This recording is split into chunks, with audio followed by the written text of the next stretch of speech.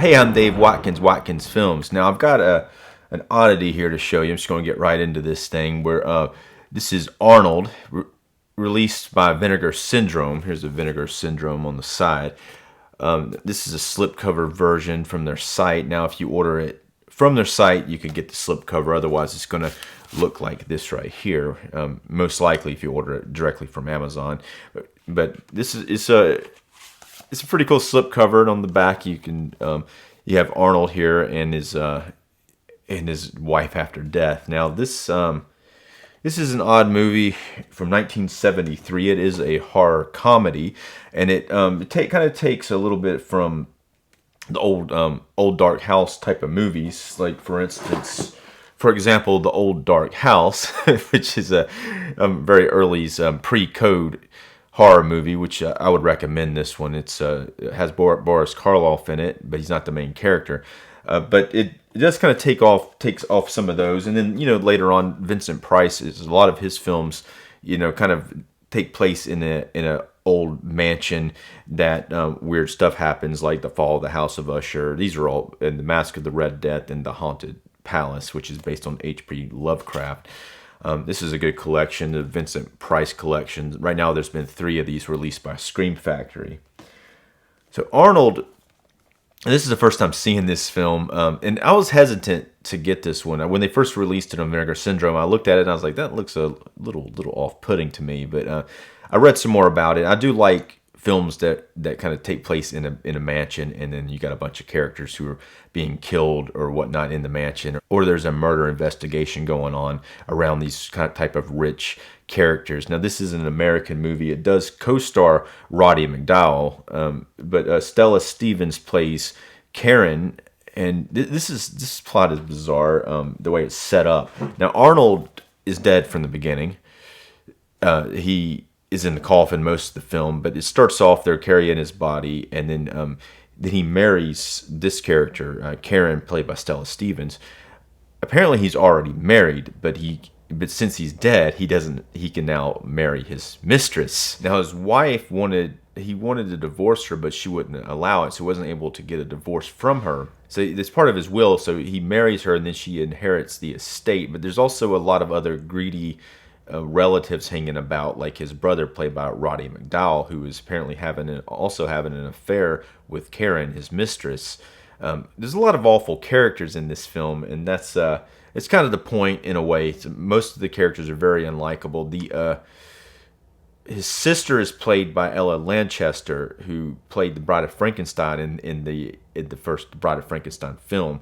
Here she plays his sister, and she also was in, if you've seen the book Bell, Book, and Candle with James Stewart, she plays a witch in that film. But here she is his sister, who he doesn't leave the estate to her, but he says she always has a place. But he tells her she always has a place to live in the estate, so she's able to stay there. There's a lot of weird stuff going on in this mansion. He also has a faithful servant, this guy here, who wears an eye patch, a turban, and he has a hook arm. And I don't think he can talk. He never says anything, but he's apparently his servant, and he seems like an okay guy for the most part. He doesn't really seem like he's like everybody else, as manipulative. Maybe he is. You don't know. He doesn't really talk, but there is a.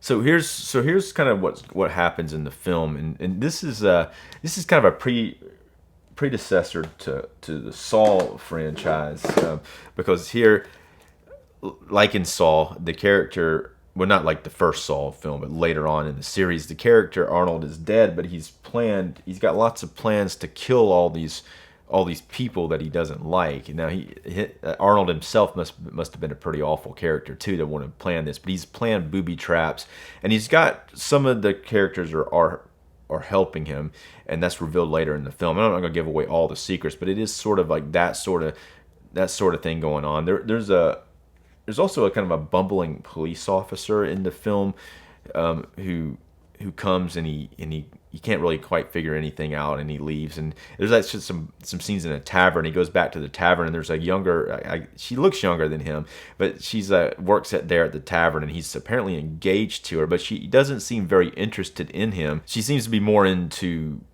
the cop's dad, who's always at the bar drinking. And at one point, he's like so drunk he about falls over in the chair, and they both have to help him. But apparently, there's a very chemistry between her and the dad, and obviously the age difference is significant, but it's similar to the age difference between Karen and Arnold. I mean, he's significantly older than her. Now, Karen, the bride, or the new bride, is a fairly awful character, and she seems to be obviously having an affair with his brother, and then later on she doesn't seem like she cares. Anytime anybody kind of propositions her in a way, she seems all for it, no matter who it is, what age they are, or how they look. She's game. Very, very unlikable character, and most of the characters are unlikable. So, but it kind of works within the film, and how the house itself looks very cool.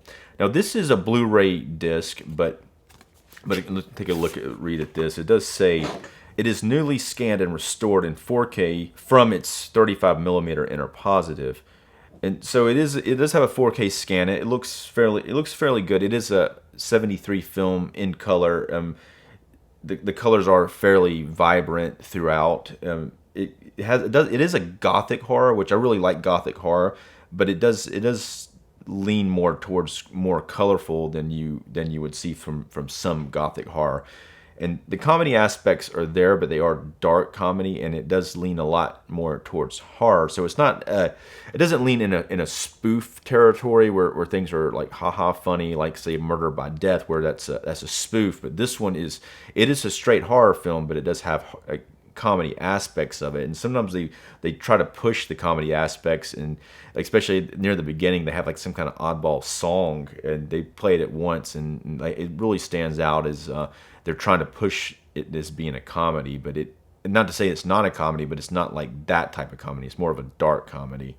I think that some people, let me put them off that aspect. Some people don't understand horror comedy. They can't really, they don't like the mixture of horror and comedy, though I think it's very effective. It might be a little overly over here in this one, but I think the dark humor in comedy, as long as it's grounded, I think it actually helps a lot of horror movies. There's some people may not agree. They might just like just the scare factor, but this movie's not scary. It is disturbing in a way, but it's not really scary, and it's more about the characters being set up. And it's kind of the mystery about what's going on with this corpse. Is he the one doing it? And by the way, he has like cassette tapes, and they show up every now and then, and they play a cassette tape, and then he tells them some information. So I don't know. I mean, it's a very bizarre film. It's better than I originally thought seeing the trailer. The trailer was a little off-putting, but I think that the movie itself, especially leaning towards Gothic horror and the way the characters are set up, it is. And and really, I think Roddy McDowall in it.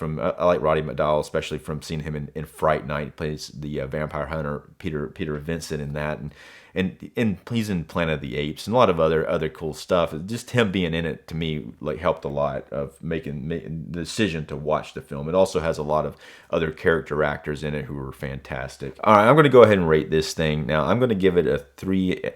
And I'm going to give it 3 stars, leaning towards a 3.5. Now, I did enjoy the film. It is a little off-putting, maybe slightly too goofy, but in some areas. But I do like the horror, the Gothic horror sensibilities of the film. And some of the comedy actually does work in its favor. I'm going to give Vinegar Syndrome, I'll give them probably I like their slipcover here. And I'm going to give it a 3.5. It's a cool cover though. I like what they've done. I really like the artwork on it. Let's take a quick look at the inside of it. Now we only have one disc, and it's not 4K. It is a Blu-ray disc that does have a 4K transfer on the Blu-ray disc, so it looks pretty damn good. Here's the original cover. I do like the art on the new cover. I think they did a good job. The old cover, even more. It's such a weird idea, such a weird plot, and so that actor having to act like he's dead the whole movie like that. It also like he speaks to everybody through a tape. He has a tape recorded voice that apparently isn't the same actor. There's a different actor who does the voice than plays the corpse. But he's on screen a lot as a corpse, and he's fairly convincing for the most part. You can kind of maybe see him breathing a little bit or his face slightly move. It's hard to act like you're dead and not be dead.